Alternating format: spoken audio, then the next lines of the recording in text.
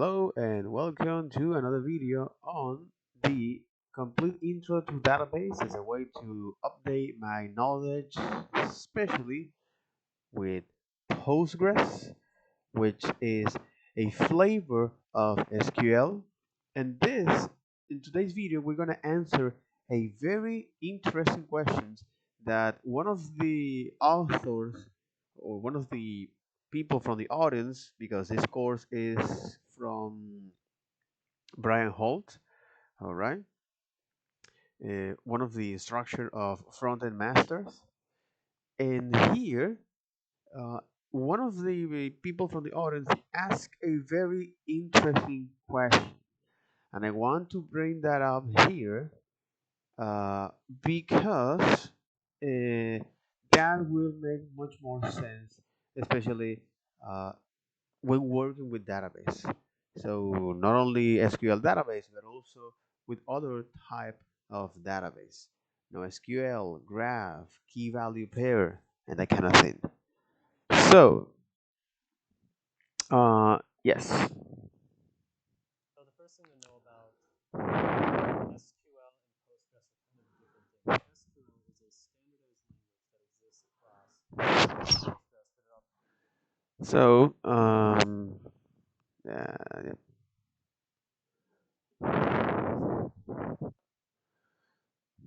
yeah. Since Postgres is now more stable, okay.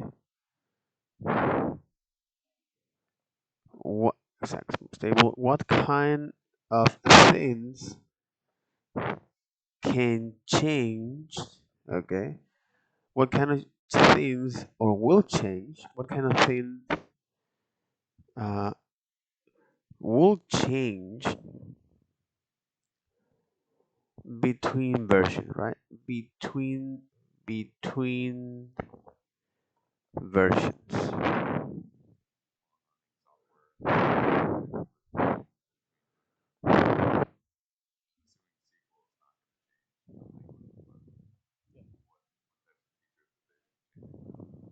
yeah, like what's changing from version to version? Exactly. So since Postgres is now more stable, what kind of version will change between versions? What kind of things will change between versions, right? SQL is the language, and Postgres are the engine, or is one of the engine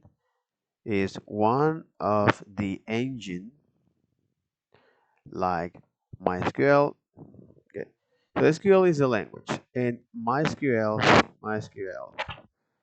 Okay, so MySQL, yeah, SQL is a language, and MySQL, MariaDB. Uh, they also thought another example here. So the first thing to know about SQL and Postgres. SQL is a standardized language that exists across not just Postgres, but SQL Server. So SQL is a language, it's a standard. So SQL is the standard, is an standard, exactly. Is an standard. So SQL is the standard of the language, of the query language, okay? And it also applies, okay? And things like SQL Server,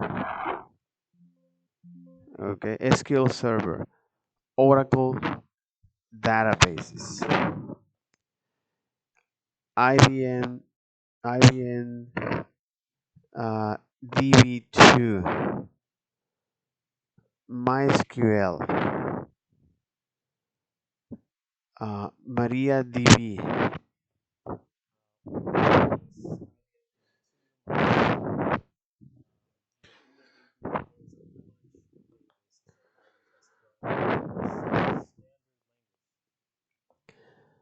Exactly.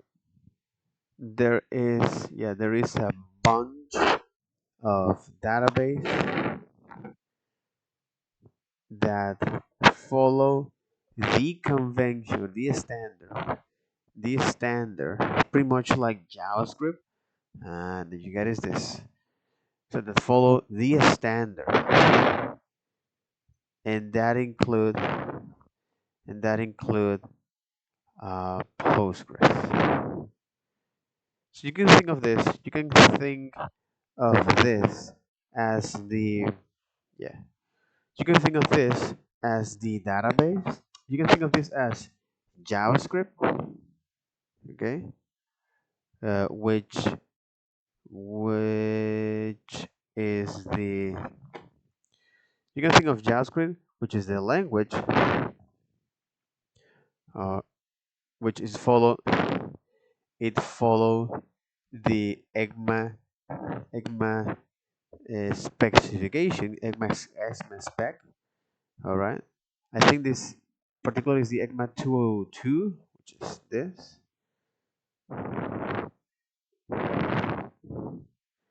ECMA 202. Why you show me guns? It's like what the fuck wrong with you, man?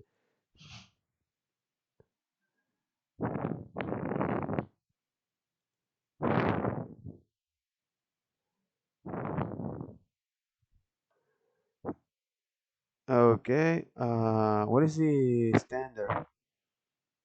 Okay, ECMA standard JavaScript. But what is their name? ECMA 2.6. Oh, okay. Okay. Because after all, this is our European Computer Manufacturing Association. I think it is. That's where the name stands for. Okay. Is the but now it's international, all right? But because it all begins with that, it's like that. So it's the European Computer Manufacturers Association, as you can see here. So now they create is several standards, okay? And the standard for that for JavaScript is 262. Again, this is now language specification. Okay, these standards define the ECMAScript 2023 general purpose programming language. Kindly note that normative copy is the HTML version. The PDF version has been produced to generate a printable document. But as you can see here, this specification, ECMA 262, is actually the uh, language. Okay, this is actually the language that it will be run. Uh,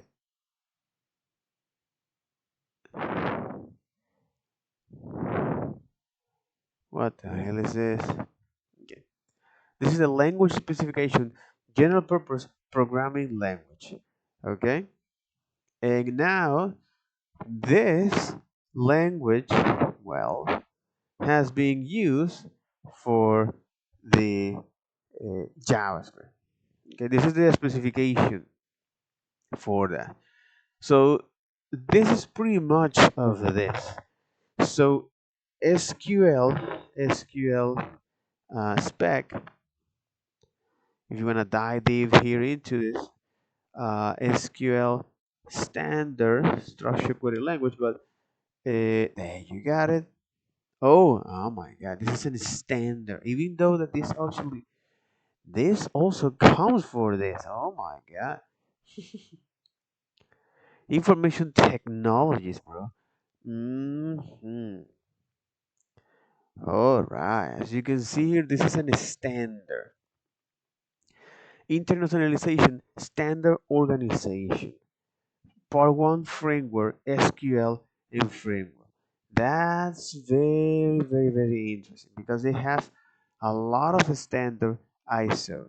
Standards are internationally agreed by experts. Think of them as formulas that describe the best way of doing something. Mhm. This is something interesting. That's something that is very, very interesting. Oh, ISO contributes to all of the sustainable development goal for oh for the European. What is this? Specifically, industry innovation and infrastructure. hmm And the other is the healthcare. No poverty. And poverty in all of its form. Getting tourists back to his feet, financial service for all, counting the waste with bamboo, gaining momentum for 2023, 2013, sorry, 2030. Okay, but as you can see, this is an standard. Okay, this is part of the standards of the industry standards, but I think this is for information. But also, as you can see, this is all of the goals that is being used for the ISO, okay, which is from Europe, right? From Europe. This is something very, very, very interesting to know about this because you can see is now where it is actually come from. So SQL is the standard from a ISO, okay, is the standard from ISO of the query language and things like SQL Server, Oracle Database, the IBM DB, Mysql, MariaDB, and that include Postgres.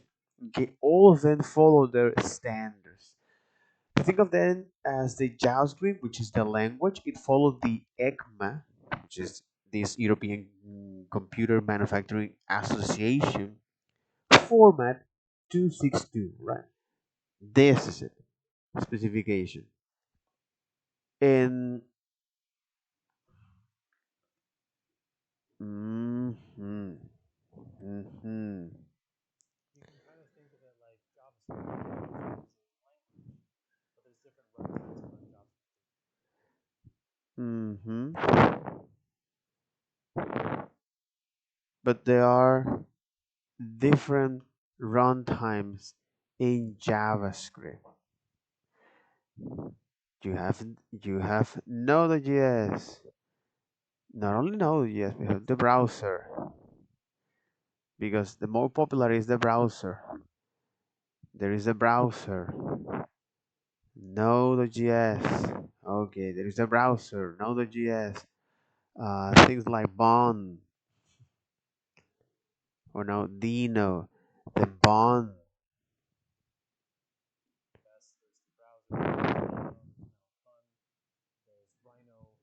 There is Rhino. Okay, Rhino environment, Rhino JavaScript. What the hell? Rhino. Oh, it's an interpreter. Okay, an open source implementation. Yeah, cool with Rhino. It hasn't that. It's not that popular. All right. Oh, because this is from Mozilla. Rhino is an implementation of JavaScript in Java. I get it why there is a few people actually using this, but I will argue that this is something that is very, very used in the enterprise. Totally. Yeah, a lot of enterprise are actually using that kind of thing. Oh my F God, bro. Totally. Jesus. Jesus. Holy. There is Rhino. Okay. There is Jerryscript. You gotta be kidding me. Jerryscript. For real? Oh man. On microcontrollers. Oh man. Oh man. What the hell is this? There is a reason. Yeah, it's JavaScript engine of for Internet of Things. Oh my god.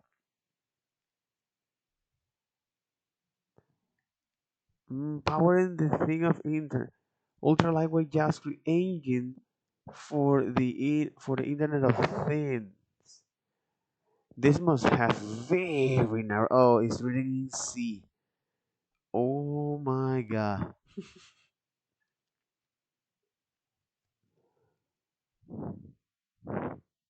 Holy moly. Uh, I mean they have the okay, okay, but it's an ultra lightweight JavaScript engine for the Internet of Things. Hmm. Oh my God, Jerryscript is for the IoT. Full ECMAScript 5.1 standard compliance. Hmm. Developer Samsung and University of Senji. Oh my God. Jerryscript. The JavaScript Foundation was formed and Jerryscript is one of the initial projects. Jerryscript. Okay, this is very narrow specific to the industry.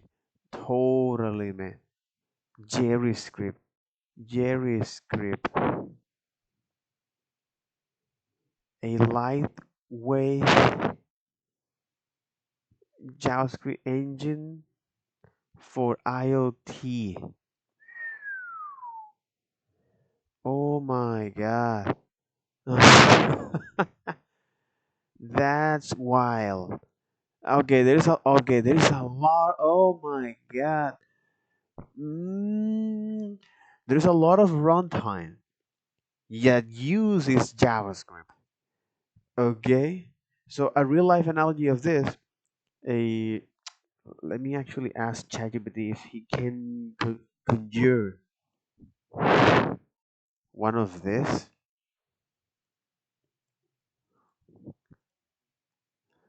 Okay, SQL is a standard from ISO of the query language and things like SQL and Oracle database. Okay, yeah, SQL is a standard. So uh, you are a database expert with 30 years of experience in the field. Please elaborate an example in the motor motorcycle industry, or you please elaborate an example for the difference between Postgres, Postgres and SQL. Make it the example. Make it the example for the motorcycle industry.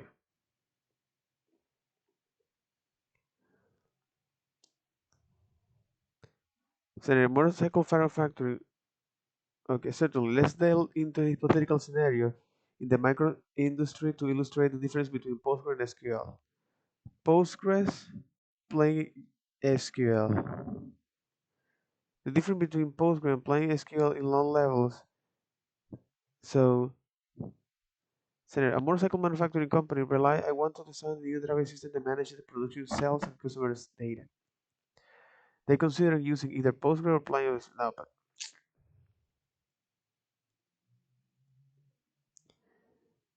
make the example using the elements in the motorcycle industry.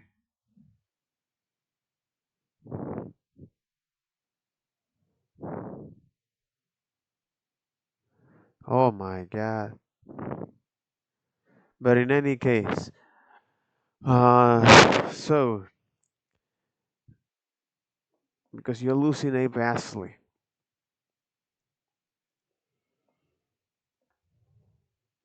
explain me the difference between explain me the difference um, between SQL and Postgres as a 10 years old. You love to use another example.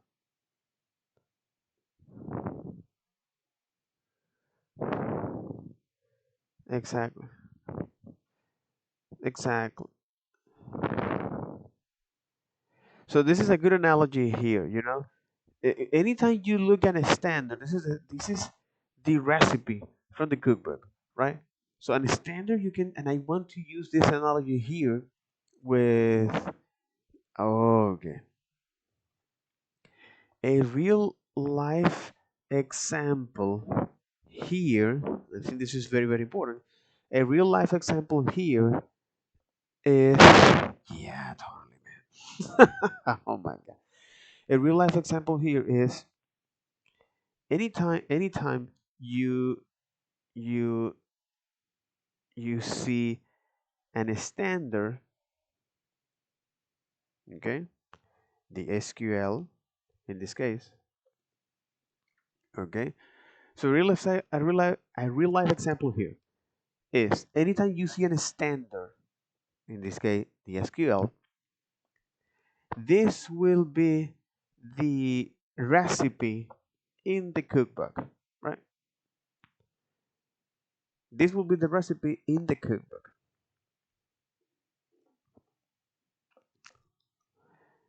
Yeah, totally. hmm A real life example here is anytime you see a standard SQL in this case, this will be the recipe in the cookbook. That's right. Yep, totally. This will be the recipe in the cookbook. Okay. In an engine, okay, or environment, which is Postgres, for this case, is the fully kitchen is the fully stocked kitchen. Is a fully stocked kitchen. All right. And I love this analogy. It's a fully stocked kitchen with all the ingredients and tools you need to cook anytime you want. Okay. It's a fully stocked kitchen with all the tools you need, with all the tools, with all the tools you need, with all the tools you need to cook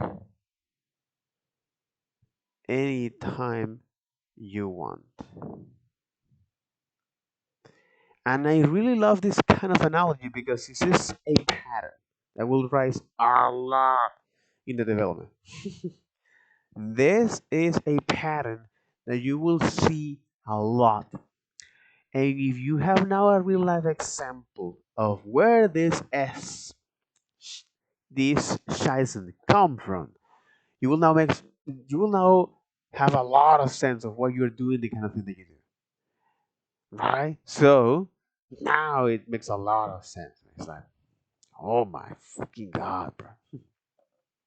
So you're not limited just to follow recipe. You can experiment, create your own dishes, and even invent new recipes. PostgreSQL provides you the flexibility to customize your cooking experience.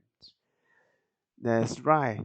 So this particular engines or environments is the fully stocked kitchen with all the tools you need to cook anytime you want. So they are now can improve and customize your cooking experience and create unique culinary creations tailored as your taste preference. But that's the analogy here that I want to use for the case of SQL and for any standard.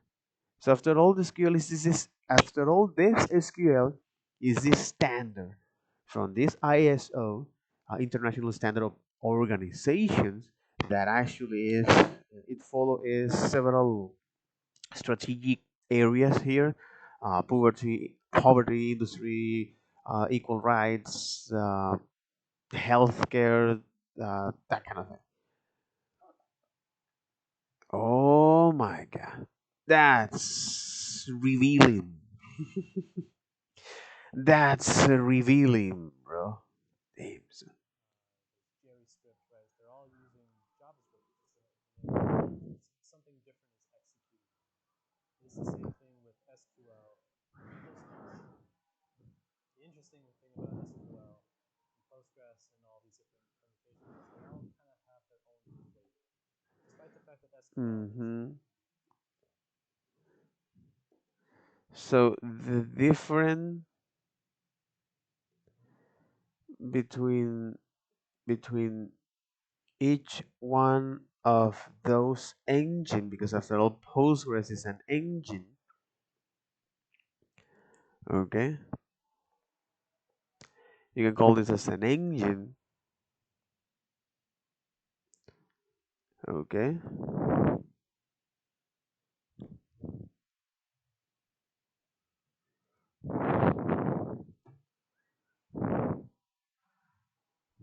relational database management system, but it's this engine. Okay,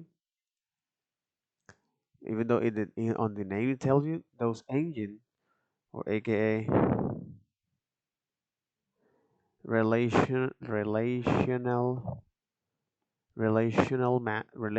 database management system, relational database management system. Okay, that makes a lot of sense. Okay, relational database management system. This engine, it allows you to maintain and interact with this database, with relational database. Okay, so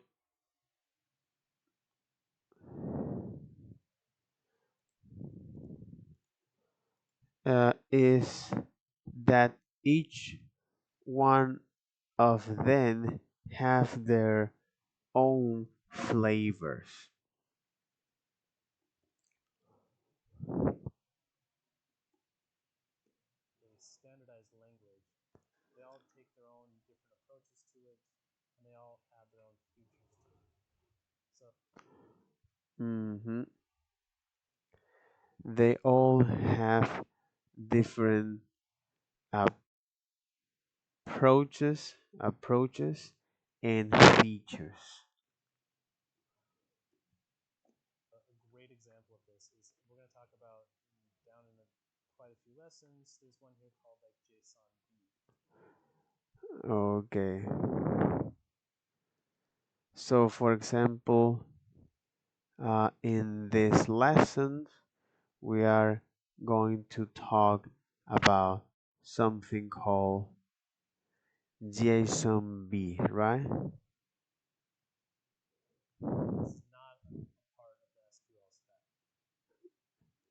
stack. This is not part of the SQL spec. This is a Postgres only thing. This is uh this is a Postgres only thing. So that's what changes between these cool new features that are specific to Postgres, and they're making them available to things. Like once we get to JSON B, you're gonna see like why was I even teaching this the entire time? Kind of spoiler alerts right there. But So why you saw this JSON-B? Yeah, because I know what it is. JSON-B feature.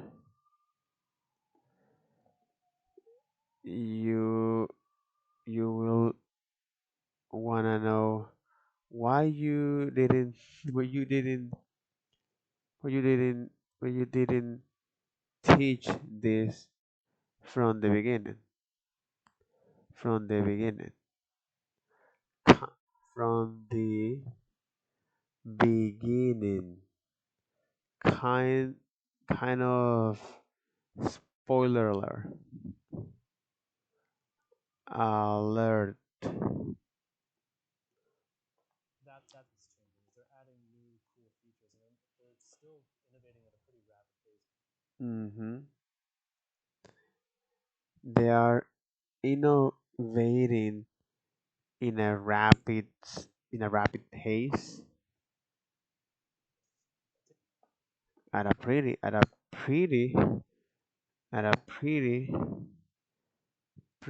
rapid pace. Particularly Postgres is, I think, an impact, which is why Mm, and particularly Postgres is what leading the path. That's why Brian Holt is teaching us Postgres. Is teaching us this. Jerryscript Mm, system over MySQL mostly. So now's as good a time as any to address the SQL SQL elephant in the room.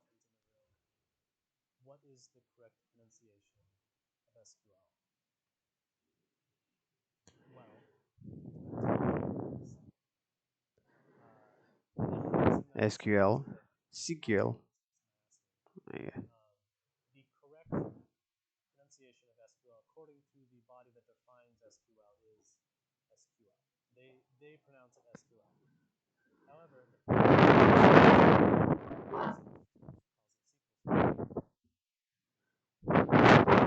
one of the most well-known theories on defining what SQL is. She calls it SQL.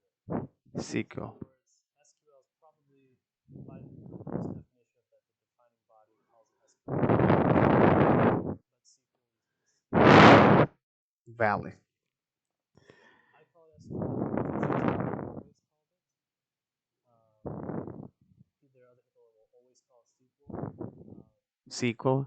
SQL. I think generally my rule of thumb is if I'm talking about MySQL or Postgres or one of those, I generally say SQL. And if I'm talking specifically about SQL Server and SQL Node.js, Service is like then I'll call it SQL because everyone in that community calls it. Basically, Microsoft and Oracle have codified SQL. So if you're talking about Oracle as well, they call it SQL in their docs. Basically, everyone else that I'm aware of calls it SQL in terms of like it's PostgreSQL, MySQL, MariaDB calls it SQL. So they're both correct. Someone will get really opinionated about it, and just tell them that we don't care because it does not matter. We're both talking about the same thing. Jesus. Some Okay. interesting history about it, but suffice to say that SQL was invented in the 70s. It was derived from a language called Square. They tried to call it actually literally SQL, SEQUEL. That was some acronym. That was the name of some fighter jet or something like that. So they couldn't call it that. So they ended up calling it Structured Query Language, SQL. And we ended up with that. The fun fact is that my dad actually used to work on SQL databases. He worked on DB2, which is the IBM flavor of it. They still sell DB2 these days. And then he ended up being a technical salesman for IBM for years and years and years. So this is actually stuff I ended up growing up around, kind of unintentionally. It's really funny to my dad that he did all this stuff all these years, and now I'm teaching it to people. So, fun fact. Hi, Dad. He might be there. Okay. Let's get into structured query language, SQL. So this is a language that was invented. Okay. This this is a language that was invented in the 60. There is a lot of things that is happening in the 60 that now we're going to deal with that. And it's like holy f. For example, the SQL is like okay. It was invented in the 60s. All right. So SQL And let me now actually take a look at schema. Okay, SQL and schema. I mean, it's not schema, it's list. Okay, programming language. So list was also invented in the 60s. This is something interesting because you started to see about is where all of these messy things or complicated, mind-bending things comes into place. Toda esta cantidad de cosas que te tuercen el cerebro y te las exprimen de maneras legendarias, tienen una base en la historia de hace 40, 50, 60 años. Mm. And they put a lot of their efforts. They have put a lot of the effort here, is because now actually is something that is demanded. Lisp machine as well as scheme, which is a dialect, and ECMA's Lisp is a dialect here. Visual Lisp, Closure. All right, as you can see, this is a long list of language that has come to work with. And that is something interesting with Closure because, for example, fintechs are actually currently using that. So, okay, that's pretty much this, right? Holy moly, after the Second World War.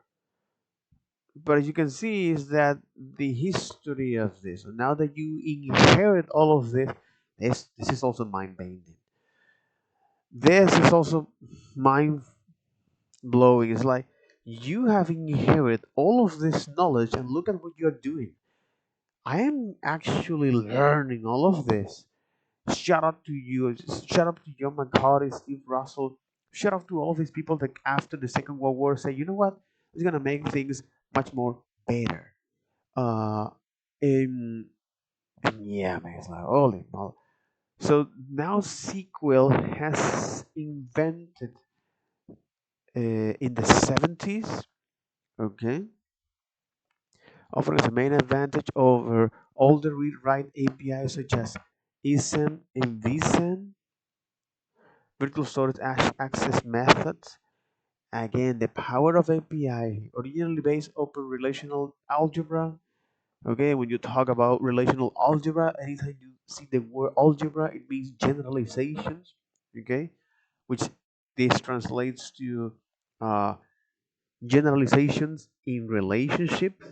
Okay, for example, anytime you see someone that, anytime you see your crush, anytime you get ignored by your crush, okay, uh, you then suddenly make some assumptions, generalizations, and when you repeatedly get rejected uh, from several crush, you then start to create your own uh, algebra, your own re- uh, generalization, which is only particularly to you, but it can change.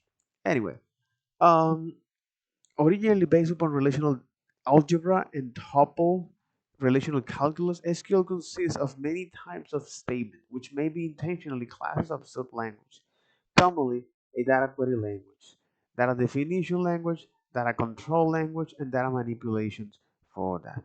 But the idea of the whole point of this is that this comes from something called uh, se- sequence. Okay, interesting. From sequence. All right. Yeah. All right. Sequence. Okay. But it started in the 70s. Okay. And again, you can call whatever you want. I will never correct you because I prefer not to. That's it. And it's one of those things that you choose to die on. You can call whatever you want. I will never correct you because it's how you. That's it. And it's one of those things that those skills that people choose. Oh, it's one of those hills. One of those hills. Oh man.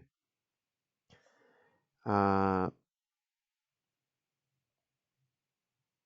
the pronunciation is the pronunciation.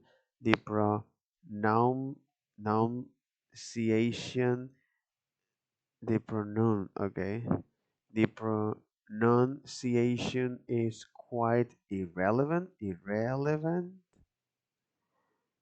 and in the community, this is one of the hills that people tend to go with,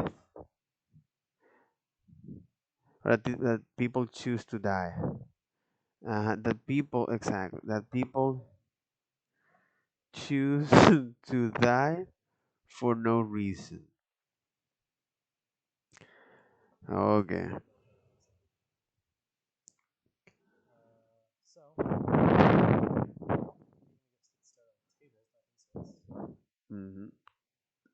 So if Okay. you've not already, please get inside of your table. You should see something here. Hmm. If not, you can go back to the previous lesson. It will show you. So now it is time to put out practice here. So you can see what I'm doing here, which is here. No, it's not this. In fact, is this. Okay, let me actually do something more useful here, which is this. And everybody else could be querying it with their own PSQLs, right? So you have one database that you could have. Okay. This client has a bunch of built-in kind of helpful commands, and if you figure out they are, you can hit backslash question.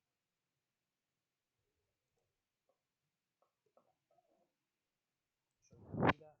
So again, Client. Postgres database with a client called PSQL. Mm-hmm. Those are different things, right? One is a database, one is a client sending queries and getting information back. Exactly. So here we're interacting is with the client. That makes a lot of sense. Again, this client-server relationship. Okay. So okay. So here we have is the PSQL, which is the client. Okay. Uh, this is the client that makes the queries. Okay. Postgres database with a client called PSQL. Those are different things, right? One is a database, one is a client that is sending queries and getting. Exactly. One is a database and one is a client. So this is the data that makes a query. Okay. This is the client that makes the query. So this is the client that makes the queries. The queries uh, back and forward.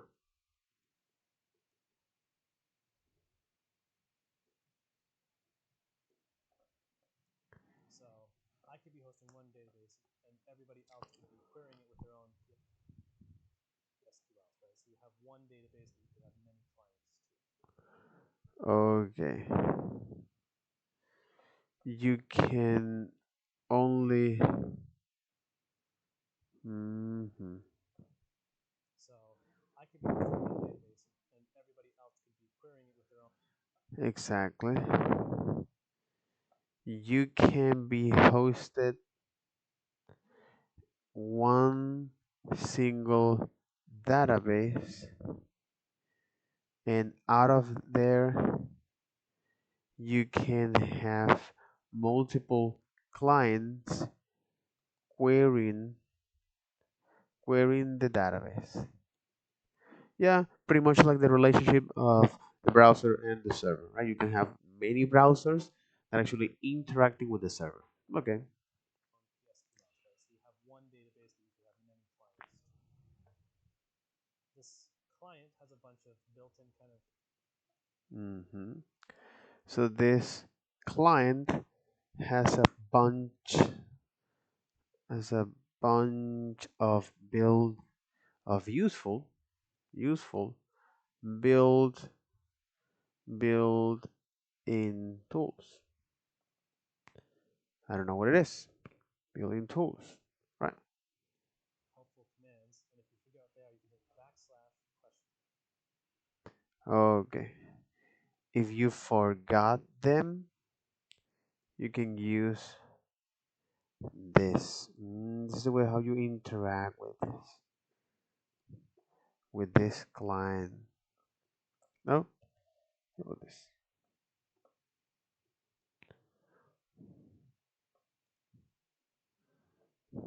Hmm.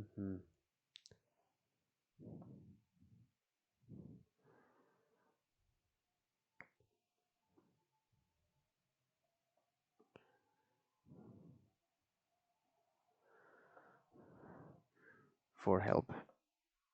Okay, so you can see this is the pattern here. Sort of help information that'll show you a bunch of stuff. Interesting. Okay, let me actually do this. Hey Docker, I want to run this bash command with the user Postgres inside and make it interactive uh, on the. I want you to execute this bash command on the PG container, and then this is the command that I want you to run, which is PSQL. PostgreSQL, exactly. There you got it. All of the things started to make sense when you started to see that thing. All right, so as a way to actually know what is the command that we want to, what the hell is it? Did I quit?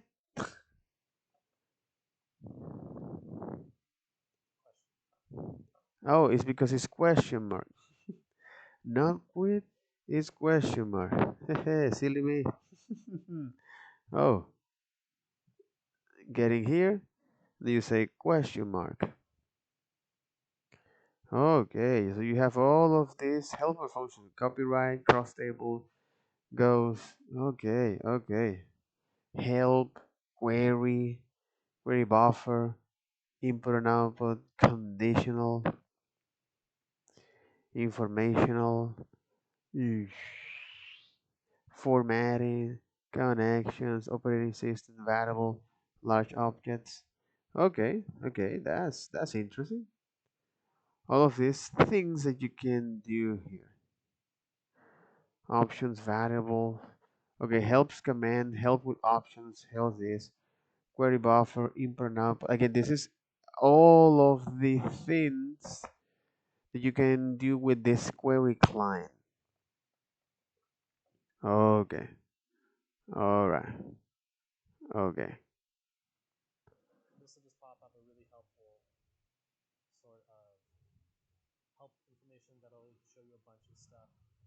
I use it all the time because I can never remember all of them. But this kind of stuff. You can run commands out here. So if I do backslash exclamation point, that will allow me to run a bash command and underline Mm-hmm. bash. Okay. Executes an interactive shell, you know? Okay, inside of this.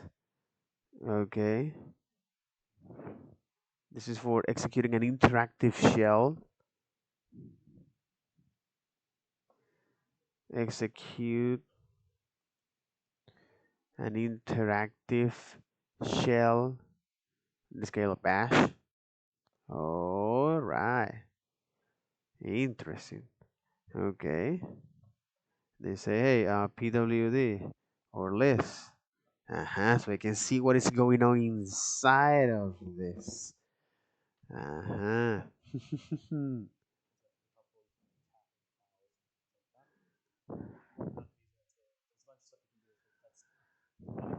see a prefix with the backslash, that's going to be a feature specifically of PSQL, not necessarily Postgres database. Okay. Anything you see a prefix with the Okay. Whenever whenever you see a backslash, okay, which is this. Whenever you see a backslash, which is that? Yeah, whenever you see a backslash,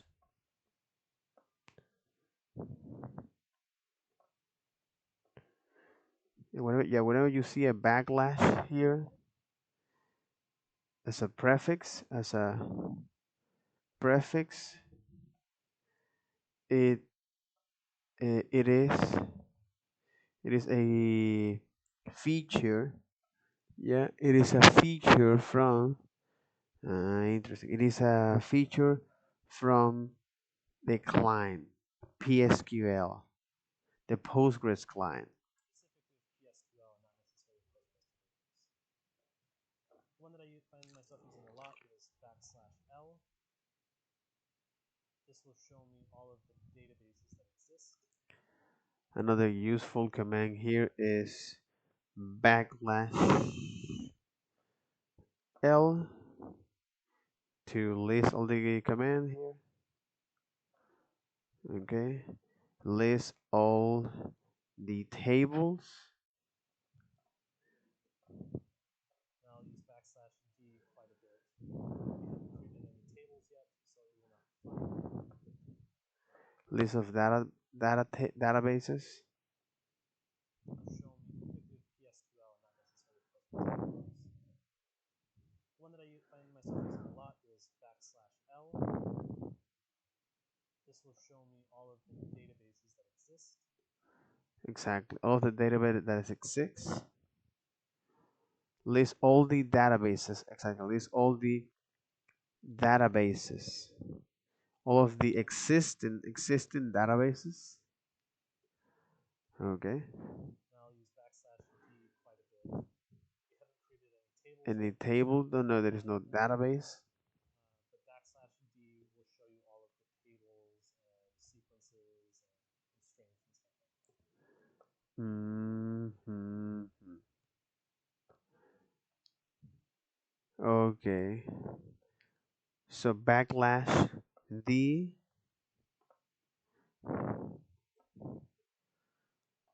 uh, lists all relationship and tables. It lists tables relation relationships.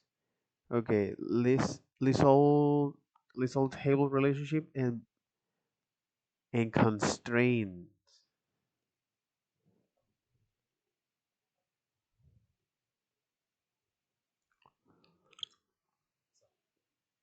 So that's a good place to get started from there. So we have a bunch of default databases. You can see Hmm. I have Postgres, I have template 0, and I have template 1. So the first thing to say is what is a database? Are we connected to a database? It's a bit of a conflated term. In, in this particular context, when I say we're connected to the Postgres database, it means I have my Postgres server running, and there are multiple databases inside of this. You can think of a database in this context as a folder. Right? It's a As a folder server. that contains many tables, right? Which you can kind of think of like spreadsheets, right? So Hmm. Postgres here, or template 0, template 1 would be the name of my folder that I'm in. Or my server. Database will create our own folder that contains many other tables. Okay. As you can see here, your database comes with 3 of them pre-created. So the Postgres one exists solely as a purpose of it's the default database that you connect to if you don't give it anything. But as like you're trying to connect to a specific one database, in this particular context, when I say we're connected to the Postgres database, it means I have my Postgres server running, and there are multiple databases inside of this. You can think of a database in this context as a folder, right? It's a folder that contains Hmm. So this is all of the databases, or this is all of the folders containing it. many tables, right? Which you can kind of think of like spreadsheets, right? So Postgres here, or template 0, So when we run, for example, in our case is I want to quit. I want to quit. Okay, I want to quit. No, exit. That's right. Now I go back to. You can see here that's a way to access to this server. But now I want to go back to the Postgres client. Okay, what I do is this backslash list. We're gonna list all the. All right. What you're gonna do is to list all of this. So, for example, this. Okay. It is interesting because it actually doesn't show that as I want to. Please show me this in this fashion. For example, here, right? Okay. And privilege. It's not that good, that image. Not at all. Not at all. Because it doesn't show us with a proper because it doesn't show us with the proper format. Actually, in fact, it's showing us very, very long with a very long format. So because of that, now let me actually is well added this as an image. No problem. For example, here. Okay. So these databases are like subfolders, subfolders, or are like folders inside of your Postgres server. Okay. One This is what is a database. Are we connected to a database? It's a bit of a conflated term. In this particular context, when I say we're connected to the Postgres database, it means I have my Postgres server running, and there are multiple databases inside of this. We can think of a database in this context as a folder. Mm-hmm. But in this context here, database are like folders inside of your Postgres servers in this context. Right? It's a folder that contains many tables, right? Which you can kind of think of like spreadsheets, right? So Postgres here, or template 0, template 1 to be the name of my folder that I'm in. In a moment, we're going to create our own database or create our own folder. But a database contains many other tables and things like that. Mm-hmm. As you can see here, your database comes with 3 of them pre-created. So the Postgres one exists solely as a purpose as it's the default database that you connect to. If you don't give it anything for that, it's like you're trying to connect to a specific database, it just exists for that purpose. It's the default one. You can technically delete it. There's no reason you can't delete it. You also don't have to. That's up to you.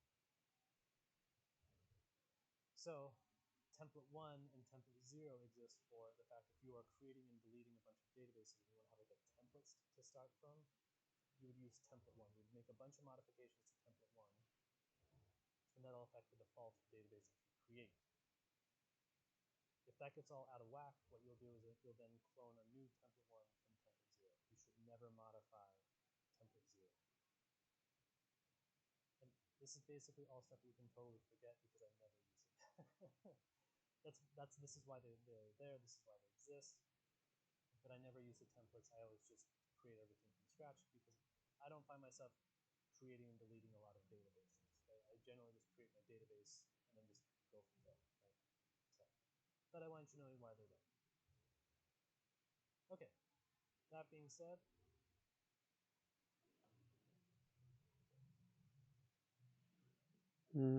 Template 1 is what Postgres uses by default when you create a database.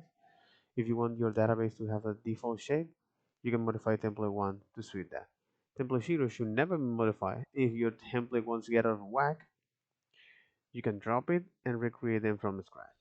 Okay, okay, okay, okay. So templates Uh, template one is what you can use.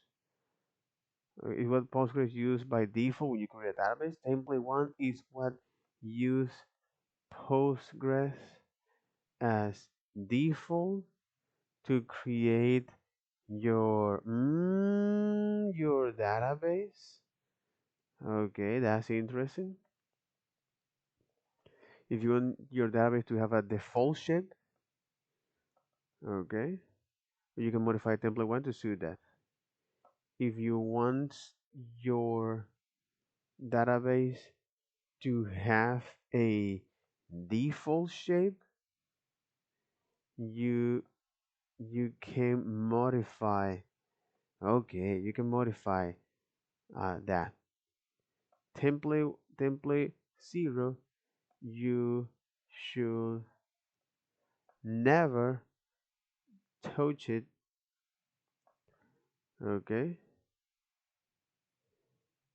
you should never touch it. If your template one get out of whack, if your template, yeah, if your template ones get out of whack, get out of whack, get out of whack.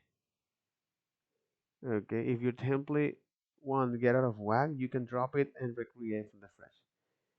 You can drop it and recreate it from the yeah, recreate it from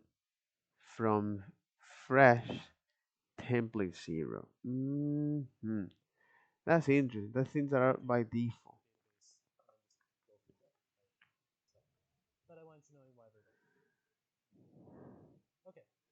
That being said, we are going to run this command, right? Create database table. So I'm going to say create database recipe. So create. So Create. Okay.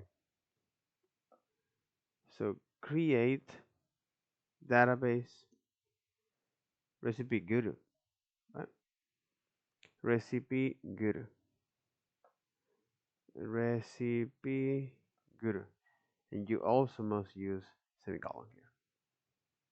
Create database. Simple.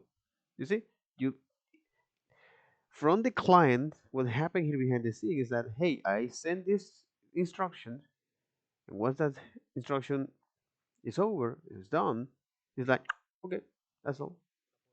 a couple of things to note here. Now I can just say \L. You can see here we have our recipe guru tables. So we've created our own folder to work from. We're going to be Mm-hmm. doing the first part of this workshop. We're going to be creating a recipe website. Okay. Okay. You can see here \L is this, and as you can see here is no. I actually have to take a photo from here because unfortunately it's not going to do that. That's lame. That's interesting. That's very interesting. So we create our database, okay, which is that we hit this,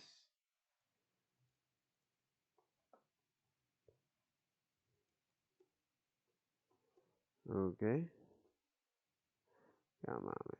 You think you're funny?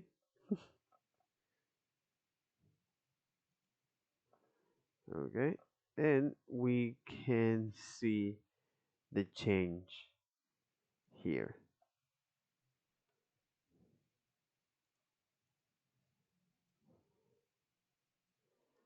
Recipe guru. So what it's doing here is create a what is doing here is creating a folder that will contain tables and relationship, right? Tables, relationship,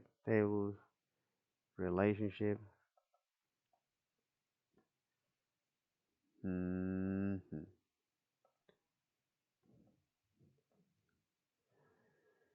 Hence the name SQL. Now you might have seen there that I said in all caps here, create database like that. Why did I do it that way? Why is it all caps? Well, the reason why I do that is so you can see the commands that are coming from SQL are always going to be in all caps when I do them for you. And Mhm. everything that we do that's like optional user controlled information, that's going to be in lowercase here, like recipe guru. So, as you can see here, SQL commands are in uppercase, whereas user input All caps when I do them for you, and everything that we do that's like optional user controlled information. mhm. So, and whereas optional user control data is in lowercase, but this is part of the constraints or these specifications. That's a very common pattern in SQL, but there are also people that insist that you should never do caps, and it's really dumb. People are wasting their time and pinky strength by holding shift down for so long. And again, it doesn't matter. I like it. Pinky strings. Whenever I'm writing code, I tend to do everything in all caps, so it's really easy for me to glance at. It's like, okay, create database, that's a command, recipe guru, that's in the database. And it's really easy to parse that visually, but there's no requirement for you have to do that way. I will find myself when I'm just writing queries, just to like write queries, I'll probably not do caps just because I'm lazy, right? So that is totally up to you, and it's one of those things like SQL versus SQL. It really just doesn't matter. So it's never worth getting into an argument with anyone over it. So I'm just going to throw out here one more note that if you kill your container at this point and you restart with the container, you will have to recreate recipe guru again. It's going Of to course, give you another blank because we state. give you Just a another blank little state. caution that I'm putting out there. Um, I do provide here this complete SQL file. You can actually download this. This will actually be the complete recipe guru. So this will give you actually the first half of the workshop already done, if you need that. Or you can use the container from Docker Hub, which is um, this one here, the complete intro to SQL, and that will also give you the complete recipe guru database. So a database is a collection of similar tables. For all of our recipe apps, we'll be storing them in one database. Mm-hmm. People ask me frequently, when do I Damn, use so multiple databases? When do I just shut everything into one database? this is the That database is a dump. very few call to make. In general, I tend to shove a lot of things into the same database because I don't really see the use in trying to, or, and that will also give you the complete recipe guru database. So a database is a collection of similar tables.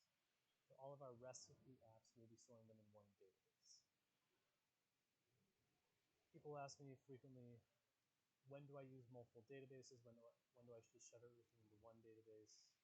That is a very few call to make.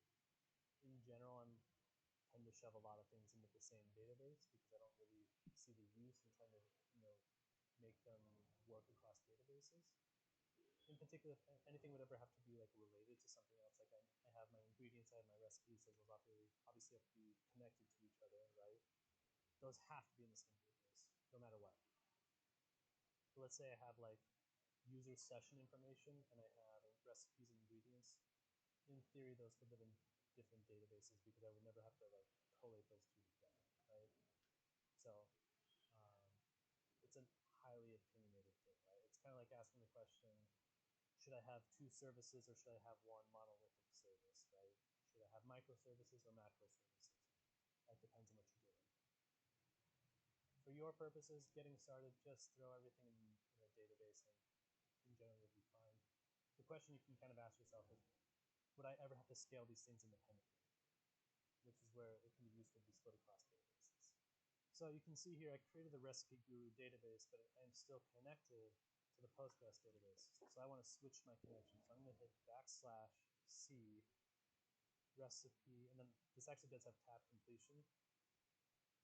So I can hit \C recipe guru, and now you can see here I'm connected to the recipe guru database, which again has nothing in it. With \D you will not find any relations yet. But we're going to go on to the next lesson where we actually create something. This command is also interesting if you want to change to database.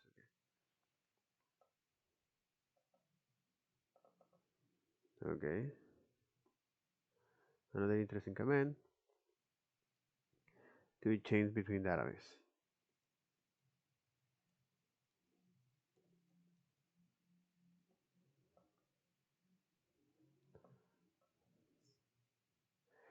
Creating and populating a table.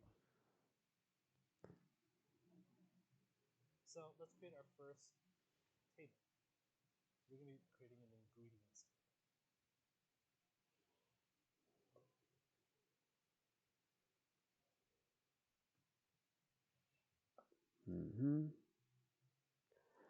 Let me close this as well.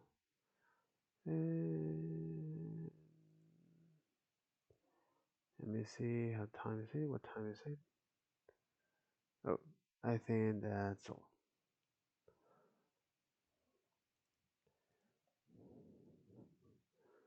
No, I think we can do this. So you can see here, let's just run it, and then we'll talk about it. So you can just copy this, or you can just type it out here so you can actually kind of get a feel of what it feels like to type it. Yeah, I want to get the feel of how to write it, type it.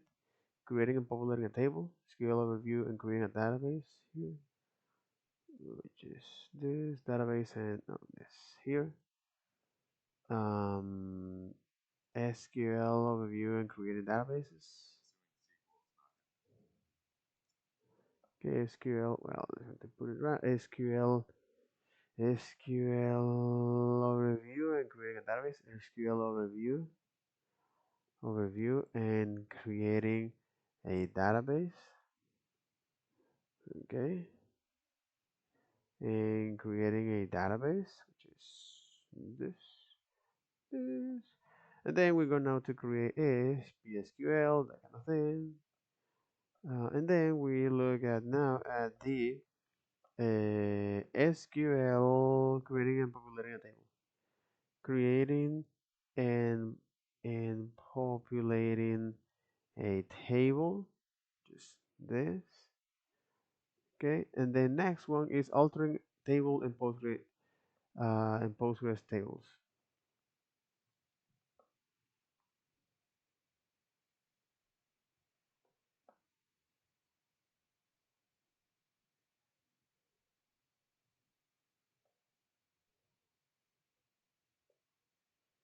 That's interesting. Creating and populating table. And the next one will be is altering a table and Postgres data types. Altering a table, altering a table and Postgres data types. And Postgres data type. Important. Yep, because I want to have the feeling of how you can create a table. Okay, please be my guest. So let's create our first, and we'll talk about it. Okay, so to have the feeling of creating a, table in your database, write this down. Okay, we just create table, You can just type it out a little bit so you can actually kind of get a feel of what it feels like to type it. Create table. which is create table ingredients ingredients. Oh, interesting ingredients. Oh, but you didn't create it. Okay, interesting. Exit.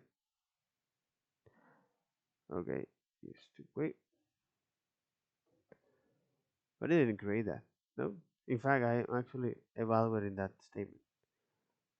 Which is going to be an integer, or you can put integer like this, or you can just put int, it's Int. the same thing, or int4. So aid int the type. You can choose that. Put integer like this, or you can just put int, it's the same thing, or int4. I don't know why that would ever be the one that you would choose, but you can choose that. Int Next, 4.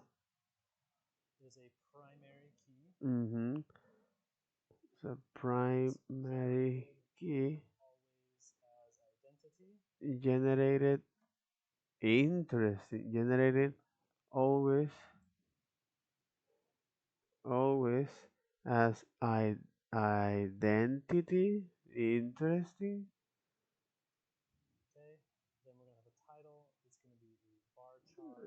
Title. We're going to give it a length of Primary key generated always as an identity. Interesting. Title varchar, which is a type here. 255. It is unique. 255. It is unique Okay. and not null. So this is the constraint, not null. Okay.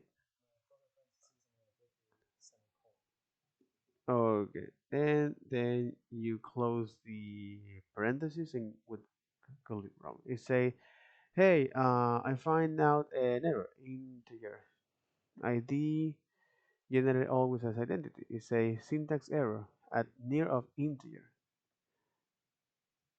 That's interesting. Mostly because we add that. Let me create that. We actually create the yes, right, I get it. Because perhaps you understand this like that. What about this? Create table. Okay. Yeah, because you you didn't identify that. It's like, hey, what the f is this? So first of all, the way that we know that it successfully ran, as you see here, it says create table. So what we're doing here is that tell again to now the client recipe guru here. Hey, I want you to not only connect to the server, PSQL, all right, but now allow me to actually instead of the database is write the language, indicate what I want to do here. Repeat back to you what you just did to tell you if this works. Okay. And now if I hit \d, you can see here I have Exactly. If I have now slash d minus, I have ingredients and I have ingredient ID sec. Okay. I have this list of relationship. a table and a sequence, which is what I'm expecting. And if I say \d on ingredients, it'll actually describe the table to me. Okay, if I actually tell the backlash hit the and the ingredients is auto completion, it actually will describe me this is a table public dot ingredients, which is this folder. You can think of this as folder ingredients private key and ingredients title slash key with their constraint indexes. Which is an integer, ID, and a title. So all this works. Let's actually break it down piece by piece of what we actually just did. So Mm-hmm. create table, we're telling SQL we would like you to create a new table. You can think of a table as basically just a spreadsheet, right? Exactly. It's got rows and it's got columns. The columns are all represented here like ID and title, right? Exactly. So let's go step by step with this. Is this come on?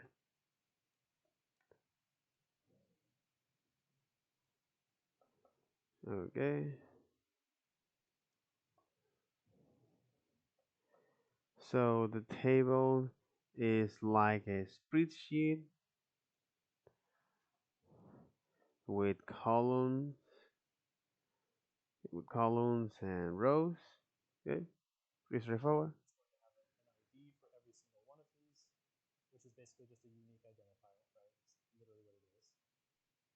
we're going to have a title which is going to be something like cucumber or flower or chocolate or whatever you want to think of there. Okay. We're naming the table ingredients, and then we're going to give it all of the various different columns, right? You can basically think of like, again, setting all of the column names in your spreadsheet. You have to tell it what type of thing it is. We're telling it the type of thing. Mm-hmm. So you have to specify what type of column column is this. The data type here is the integer, so this can only be a number. If I try and put, Apple into the ID, it's going to say this is not an integer, you can't do that. So it actually is going to verify and make sure that that's true. We're going to say this is the primary key. Every table that you're going to create is going to have some sort of primary key. Right? It's going to say like, this is how I'm going to index this table. Mm-hmm. So primary key. So the way how you index exactly the way how you index your table is with your primary key. Okay. Right? So in this case, we're just saying that the ID is the primary key. That's going to be very common. It's not always true. I'll show you one later in the course. It's not. Mm-hmm. But for now, mostly we're going to be IDs kind of like this. And then this generated always as identity. If you've done previous versions of Postgres, they used to call this serial. SERIAL. Because it actually changes that thing. They actually, I think you actually still can do it. I think it still works. If it's not been deprecated, it's at least been de-emphasized. This is actually more compliant to the SQL spec. That's why this is preferred now, even though serial is a bit more simple, right? But here we're saying basically we want you to always generate this key for me, and I want it to be incremented, right? So the first thing I'm going to create is going to be ID 1. The second thing I create is going to be ID 2. If I delete that one and I recreate it, the next thing I'll create will probably be ID 3, right? So it's going to give everything across your entire app a unique identifying key that we don't have to keep track of. That's what this ingredient ID seek, this thing right here, that's what this actually keeps track of right here, is it's the next thing in the sequence, right? The next number that's going to be. Mm-hmm. The ingredient ID sequence is what actually keep tracking that. So we don't have to keep track of it. Okay. We don't have to keep track of it. Is a relationship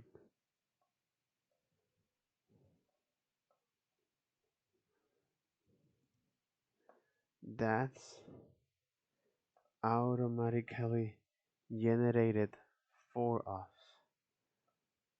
Mm-hmm. Okay.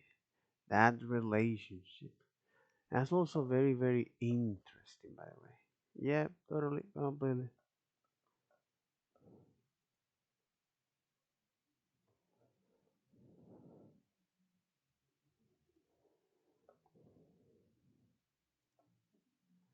List of relationship schema, name, type, and owner.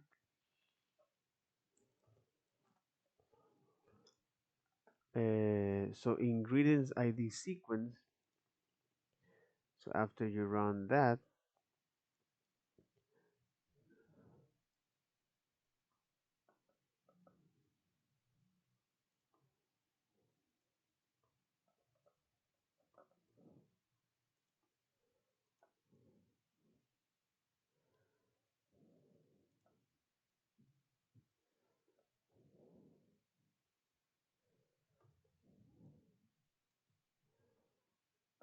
ingredients. Oh, come on.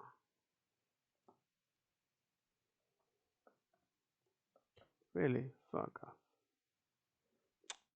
¿Por qué? Ingredients .id sequence. Uh-huh. Okay, is what keep tracks of of IDs. Mhm.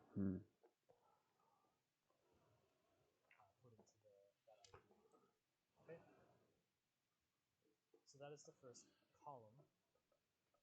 The second column, we're saying that we're creating Pronto. a title, right? The varchar is a type of string, right? So text, right? Free text. And we're saying that this has a max length of 255 characters, right? So if you have a ingredient that's 256 characters, it's going to trunc unique, not null, right? Text is infinite length, right? It's variable length. But titles in general, like the title of your ingredient is not going to be very long. This allows Postgres to kind of shrink that storage size a little bit, right? To get a bit small. And then the length is 255. That's a common one to pick just because that'll fit in some amount of bytes, depending on exactly how many. But it's pretty reasonable that we can expect the titles of our ingredients to be under 255 characters. And that is our first table. It's an empty table, but nonetheless, it is a table. So we've created our spreadsheet and we've put nothing into it. But we now have a place to put data. You're going to hear me a lot today use the spreadsheet analogy. It's because databases, well, basically a spreadsheet is a database. It's just a database that it's really easy to edit with Google Sheets or Excel, right? And it's not actually theoretical. You can actually use Google Sheets as a real database. You can write SQL queries that work against spreadsheets. So it's not theoretical, it's actually a true thing you can do. I'm not going to recommend that you run your entire company on Google Sheets, though I've heard of people doing it. So we're going to talk about inserts more in the next chapter, but I want you to just copy and paste this bad boy with me, the insert into ingredients here, mostly so that we can see what happened. So I insert.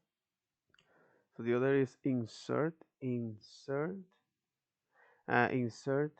into ingredients, the way to make you feel what you are doing. Insert into ingredients the title, okay, with values, okay. So we're to insert into ingredients this table the title with the values of bell pepper. Bell pepper. I'm hungry, by the way. Bell, no, actually no. Bell pepper. Bell pepper. What the hell is this? Pimentón rojo. Ah, shit. Bell pepper. Oh my god. Pimentón de pimentón de campana. Pimentón de campana le dicen los gringos a esta mierda. Oh my god. They call that like that? Okay. It doesn't tell me anything. Now if I say select star from ingredients, And then when I say select, which is actually talking to the database, oh shit, which database am I talking to? Oh my god. Oh, I never, oh, ooh, Jesus. You need to get into this database, bro. To the recipe, recipe guru. Don't find any relationship. I want to change that. Holy fuck. Okay, makes sense. Now I need to create this table. I don't want to create that, by the way. I know how to do that, as well as to define all of the column and the type of each one of those columns, right? There you got it. Okay. It tells you, hey, syntax error or near create tables. What is wrong with you? Oh, my have is some space here. Create table here. Ingredients. Okay. Interesting. And now I want you to is to insert into ingredients. That was interesting. Insert into ingredients. That's one of the reasons why you have this SQL sequence of words. Insert into ingredients the title as a property here with values bell pepper, bell bell pepper. Okay. When you do this, it doesn't tell me anything, but if I want to now know more about this table, you have to select, you have to tell, hey, select all the table, all the values from ingredients. Hey, no, don't get anything here. Select, select all the values from ingredients. And it tells me, hey, nothing is done. That's interesting. Insert in. Oh, that makes a lot of sense. Because, of course, it's like, what the fuck is all of this? This is the last line I'm evaluating, which is this one. Insert 0 and insert 1. And if I want to actually get all of the data or the rows of this table, which is select all from ingredients, semicolon, now you get is this row. Okay. You can see there I have one thing in my database. I have a bell pepper. But notice here, nowhere did I specify the ID, right? The ID just came with it. This is what I was saying about this. Generate always as identity. Generated always as identity. That's where that comes from, right? So it's going to just keep updating that. So um, you don't have to keep track, but the database keeps track. Right? And again, we'll talk about inserts in depth in the next chapter. I just wanted you to, as well as selects in the chapter after that. But I wanted you to see this is how stuff makes it into the table, and now we actually have something on the table. Yep. So they used to call it serial like that, but now the generated always identity is more generic SQL one, and they're trying to like be good citizens of the SQL world. So that's where generated always as always comes from. And so you should see something like that, which you saw. So I want to show you how to drop a table. So let's do that just for fun. Drop table ingredients. That's one of the reasons why they use a lot of drop table ingredients just for fun. And if you want to now look at the relationship here, you have that.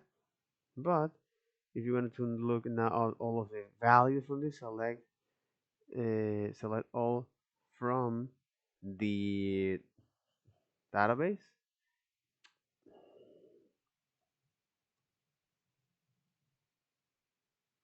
Exactly. That's interesting. I have. Oh, it didn't drop that table. Of course, it didn't drop that table because I didn't add the semicolon for that.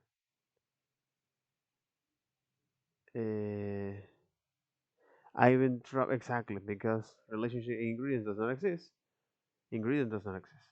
The table was dropped. And now if I say \d, you'll notice that it did not find any relations. That's what drop table does. By the same token, you can say drop database. Yes, we do. We could totally do that. I'm not Well, whatever. Let's just do it. It's fun. Except you don't have to do this, but and then now we can drop this database recipe guru, and lo and behold, it is done. So create database recipe guru.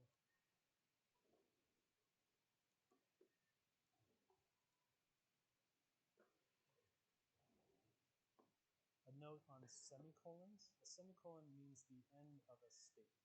Just like in JavaScript, where you What? put like a This actually semicolon put at it the end of a all of line, this or like JavaScript nice nothing, little color. period, full stop, end of sentence. It's the same thing in Postgres. It is required here, though. There's no automatic comma insertion in Postgres. It's going to keep going until you give it a semicolon to let it know that I'm finished with this. So it does mean that you can put multiple statements on one line, right? Multiple queries. I'm going to use those terms more or less interchangeably, statements and queries. One thing that you notice here when I do this like \c recipe guru, I'm not putting a semicolon there. It's because PSQL doesn't care, right? This is not SQL. This is PSQL This is with PSQL. other things, right? So it doesn't care about semicolons. This is PSQL because we're actually talking is to that, my friend.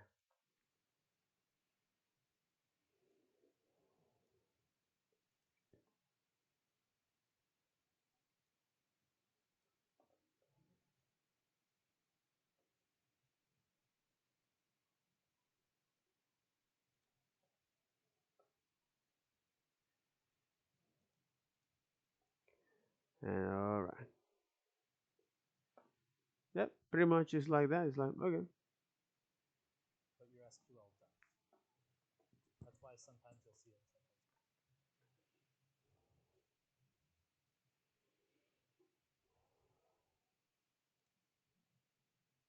Let's create our table again. I'm just going to copy and paste it this time.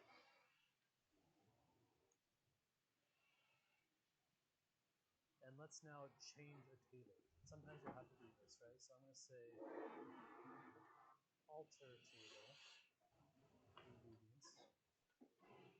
And we're going to add a column. Okay, and then we're going to add a column of like an image, right? Because we're going to want all of our ingredients to have some like representative image. So I'm going to say add column image. And we're just going to make it another varchar of 255. Because for the most part, URLs are not longer than 255 characters. In our case, they definitely won't. So alter table, you give it the table that you want to change. You tell it what you want to do. You can also drop columns. You can change columns, right, from one data type to another. These are all things you can do with an alter table statement. Okay. So now if I say recipe guru,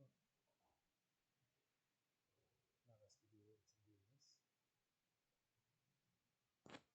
You can see here it now has an image. By the same token, we can alter table ingredients, drop column, Mm-hmm. image.